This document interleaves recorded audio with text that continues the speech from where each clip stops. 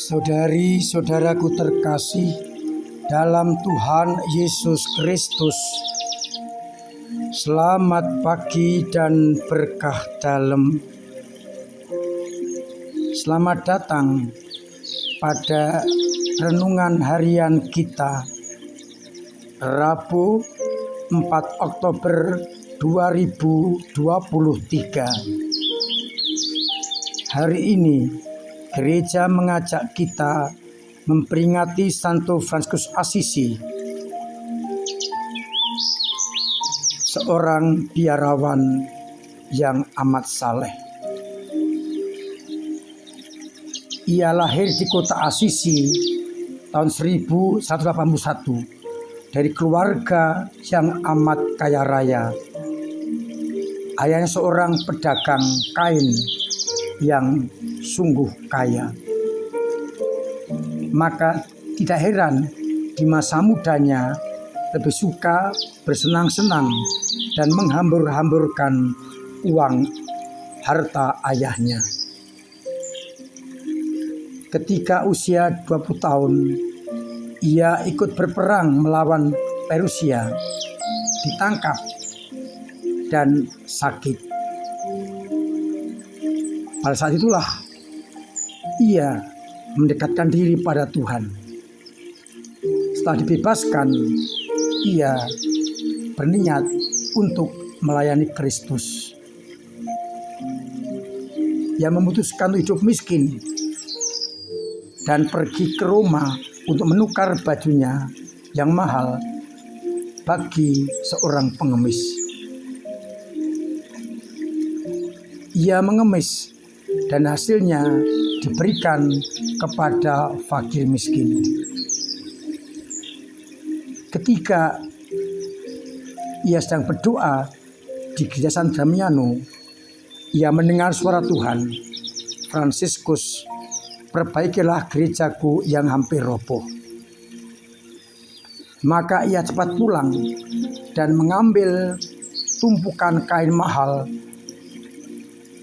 ayahnya dan kemudian dijual, dan uangnya diberikan kepada pastor paroki untuk membangun gereja yang hampir roboh itu. Ayahnya marah dan ia dikurung dalam kamar.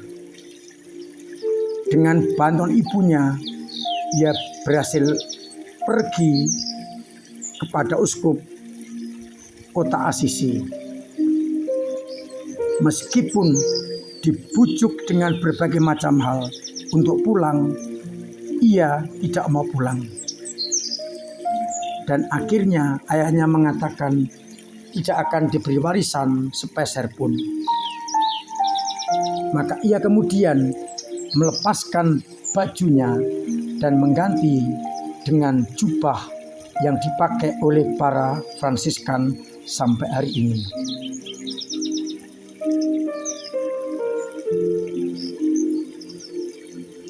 Ia amat kudus dan sungguh hidupnya untuk orang-orang miskin. Ia bisa berbicara kepada binatang, berkhotbah kepada burung-burung. Ia juga mengalami stigmata, yakni menerima luka-luka Yesus pada tangan dan lambungnya.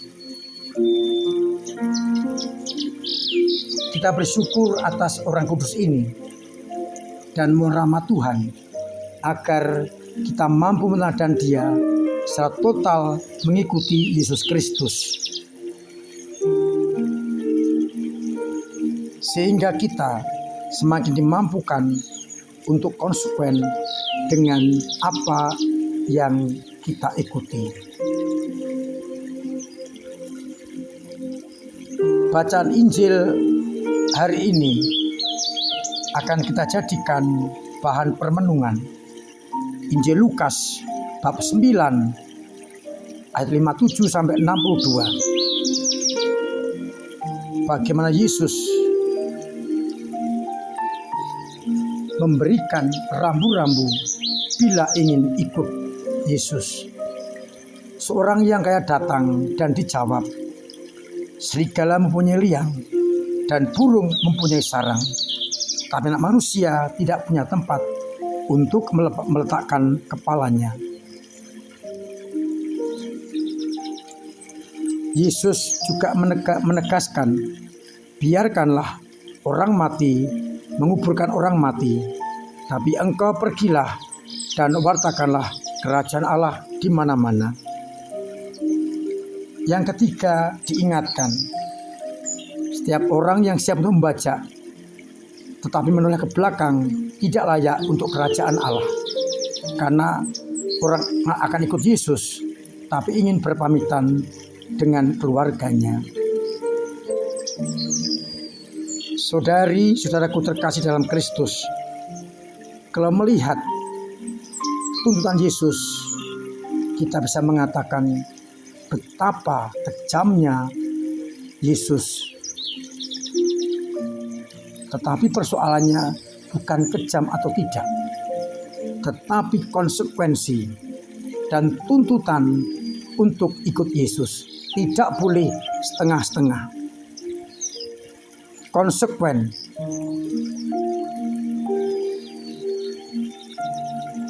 Tidak berarti tidak sayang pada keluarga, tetapi mendahulukan Tuhan di atas segala-galanya. Mengikuti Yesus tidak punya kepastian duniawi. Serigala mempunyai liang dan burung mempunyai sarang, tapi anak manusia tidak punya tempat untuk meletakkan kepalanya. Artinya ikut Yesus siap miskin. Hendaknya kita menomorsatukan Yesus di atas segala-galanya agar kita boleh ikut masuk dalam kerajaan-Nya. Apakah itu mungkin? Mungkin. Fransiskus Assisi telah menunjukkan kepada kita, yakni sikap miskin dan ditopang oleh Allah. Maka kita mohon pada Tuhan agar kita dimampukan juga tidak mengandalkan kekayaan duniawi, tetapi mengandalkan Allah. Keseriusan dan sikap untuk betul-betul radikal ikut Yesus perlu kita kembangkan. Jangan sampai dikalahkan oleh dunia.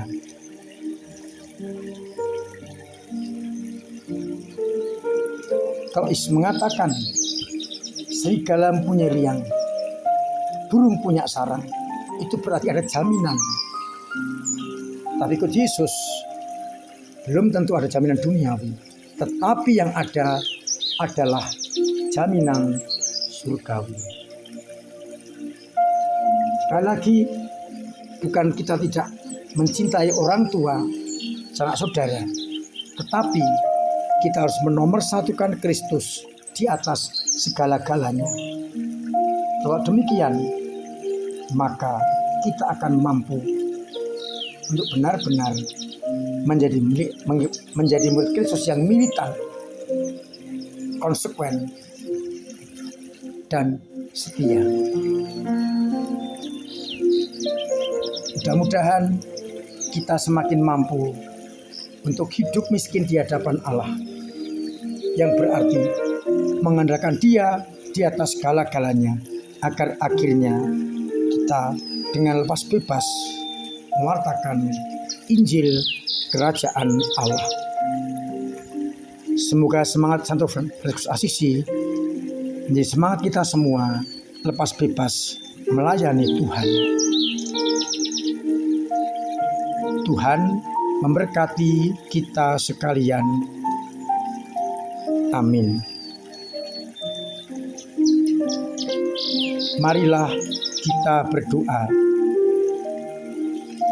Bapa yang penuh kasih, kami bersyukur atas sabdamu dan orang kudusmu yang mengajak kami refleksi dan konsekuen dengan pilihan kami. Sabdamu hari ini mengajak kami mengandalkan Engkau di atas segala-galanya dengan meninggalkan hal duniawi.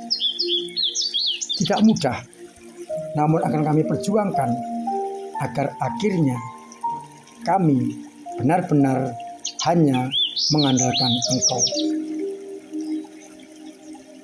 Semoga umat-Mu yang ragu-ragu, yang kadang lemah imannya, Engkau kuatkan,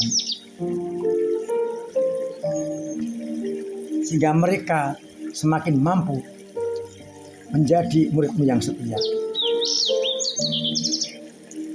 Doronglah mereka yang imannya mandek. Berkati mereka yang sedang sakit supaya mendapatkan kesembuhan.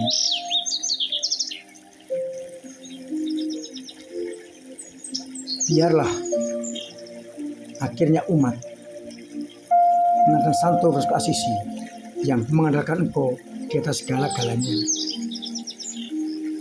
Semoga umat yang punya beban berat Engkau bantu mengurai sehingga pelan-pelan bisa teratasi.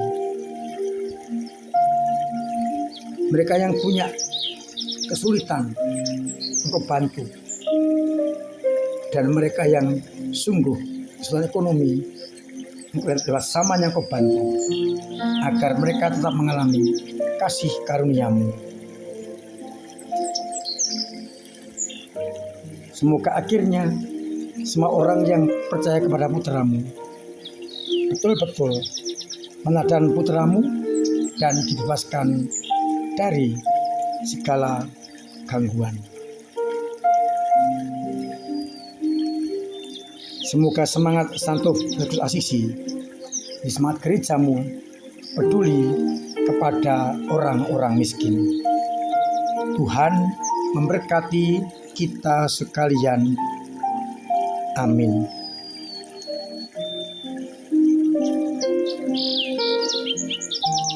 Dan semoga berkat Allah melimpah atas kita semua, Bapa dan Putra dan Roh Kudus. Amin. Saudari-saudariku terkasih, tetap saya anjurkan, saya dorong, bahkan setengah saya wajibkan tetap mematuhi protokol kesehatan agar kita terbebas dari virus corona dan juga membuat orang lain terbebas karena kita sehat. Biarlah akhirnya kita semua mengalami kesehatan yang prima.